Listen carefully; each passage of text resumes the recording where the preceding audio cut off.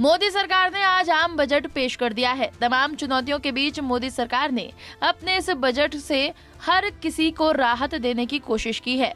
वित्त मंत्री निर्मला सीतारमण ने केंद्रीय बजट 2023-24 को आज सदन के पटल पर रखा। ये मोदी सरकार के दूसरे कार्यकाल का आखिरी पूर्ण बजट है। इस बजट में सरकार की ओर से बड़ी घोषणाएं भी की गयी। बीजेपी ने इस बजट को ऐतिहासिक बताया है, जबकि विपक्ष ने मोदी सरकार पर इस बजट को निराशाजनक बताया है। तो वहीं कांग्रेस प्रदेश प्रवक्ता गरिमा मेहरा दसौनी का कहना है कि बजट से उत्तराखंड खुद को ठगा सा महसूस कर रहा है। केंद्र ने हिमालयी राज्यों में आ रही आपदाओं से बचाव के लिए किसी केंद्रीय एजेंसी की कोई सौगात नहीं दी है।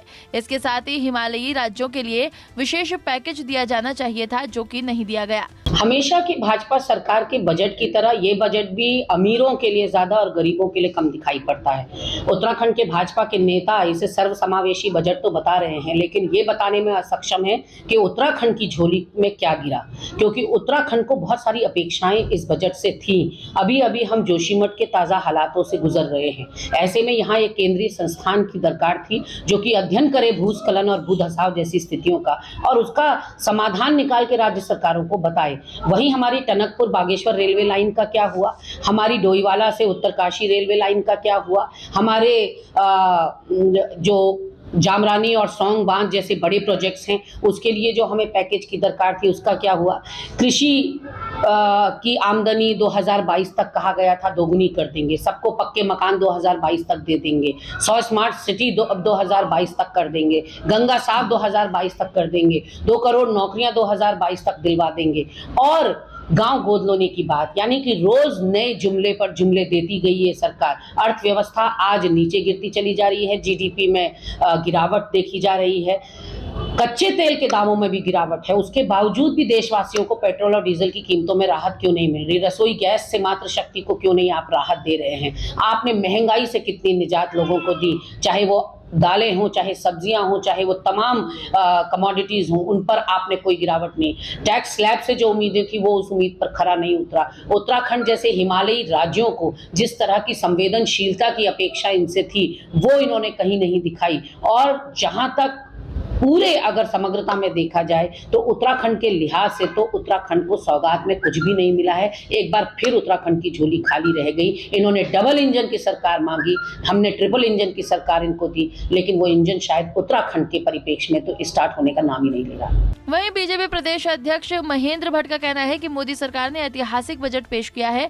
इस बजट के माध्यम से हर वर्ग को राहत दी गई है। नरेंद्र मोदी जी के मार्गदर्शन में वित्त मंत्री श्रीमती सीतारमण जी ने सर्वस्पर्शी सर्वसमावेशी बजट प्रस्तुत किया है, जिसमें गरीब कल्याण की अनेकों योजनाएं, मध्यम वर्ग के राहत के देने का पूरा उसमें समावेश है और देश का मान विश्व स्तर पर बढ़ाने का काम इस बजट के द्वारा किया गया है। बजट में गरीब एवं मध्यम वर्ग के लोगों के लिए जरूरत के सामान पर विशेष छूट दी गई है।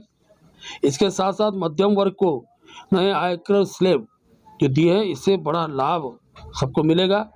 2 लाख तक 7 लाख टैक्स सीमा कर दी गई है और उसके बाद भी अनेकों स्लैब दिए, जिसके कारण टैक्स में बहुत बड़ी संख्या में लोगों को लाभ मिलेगा। सरकारी कर्मचारियों को भी उनके वेतन पर टैक्स में बड़ी छूट का जो स्थान दिया गया है, ये भी हितकारी है। साथ साथ मोटे अनाज को लेकर उसे श्री अन्न योजना नाम देकर, और मैं कहता हूँ उत्तराखंड मोटे अनाज के लिए एक बड़ा अपना स्थान रखता है, उसके लिए विशेष प्रावधान किया गया है। इस बजट उत्तराखंड राज्य की दृष्टि से मैं कहूँ तो स्वाभाविक रूप से, क्योंकि सीमावर्ती क्षेत्र है, सीमावर्ती क्षेत्रों के पर्यटन की बात की गई है। हमारे यहाँ सीमावर्ती क्षेत्र बड़ी संख्या में तिब्बत से लगा हुआ है, नेपाल से लगा हुआ है, स्वाभाविक रूप से उसका लाभ हमको मिलेगा। और पर्यटन के लिए विशेष पर्यटन की व्यवस्था की गई है, तीर्थाटन की व्यवस्था की गई है, जिसका लाभ उत्तराखंड राज्य को प्राप्त होगा। बता दें कि मोदी सरकार के इस बजट में सबसे बड़ी राहत टैक्स स्लैब में बड़ा बदलाव कर बड़ी राहत दी गई है।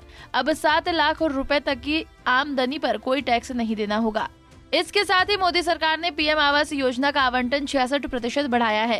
रेलवे के लिए अब तक का सबसे बड़ा बजट आवंटन मोदी सरकार ने किया है। पंजाब केसरी टीवी के लिए देहरादून से आशीष रमोला की रिपोर्ट। हमसे जुड़े रहने के लिए हमारे YouTube चैनल को सब्सक्राइब करें और नई वीडियो की नोटिफिकेशन के लिए बेल आइकॉन को दबाएं। अगर आप ये वीडियो Facebook पर देख रहे हैं तो लाइक जरूर करें और ज्यादा से ज्यादा शेयर करें। धन्यवाद।